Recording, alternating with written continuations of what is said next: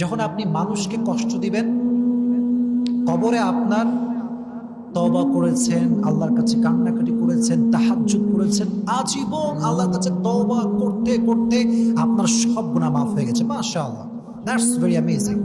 সব মাফ হয়ে গেছে, খুব ভালো। কিন্তু যদি আপনি মানুষকে অজান্তে কষ্ট দিয়ে থাকেন, এই গুনাহটা ক্ষমা হবে না।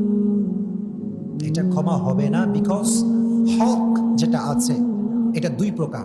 একটা হচ্ছে হকুল্লাহ, একটা আল্লাহর হক, আর একটা হচ্ছে হকুল ইবাদ, বান্দার হক।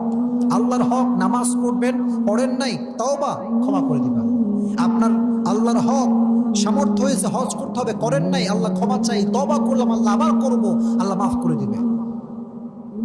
এটা ক্ষমা হতে পারে, বিকজ আর রহমান আর রহিম, he is the most merciful, the most gracious, the most kindful, সবচেয়ে দয়াময়, সবচেয়ে মায়াময় একজন।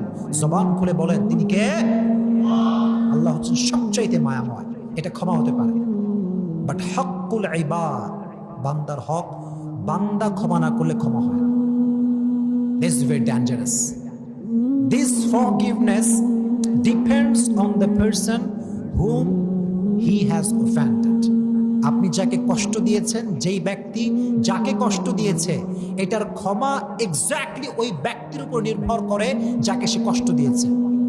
সে যতক্ষণ পর্যন্ত ক্ষমা না করবে ততক্ষণ পর্যন্ত ক্ষমা হবে না। এজন্য প্রিয় ভাইরা, যারা মানুষকে কষ্ট দেয়, যারা মানুষের সঙ্গে প্রতারণা করে, যারা মানুষের সঙ্গে কথা দিয়ে কথা রাখে না, এদের ক্ষমাটা আটকে যায়। কবরে সব গুনাহ মাফ হয়ে গেলেও এই কষ্ট দেওয়ার গুনাহটা মাফ হয় না যতক্ষণ পর্যন্ত যাকে সে কষ্ট দিয়েছে সে যতক্ষণ পর্যন্ত মাফ না করে ততক্ষণ পর্যন্ত এই বান্দার ক্ষমাটা আটকে যায়। জোরে বলেন নাউজুবিল্লাহ।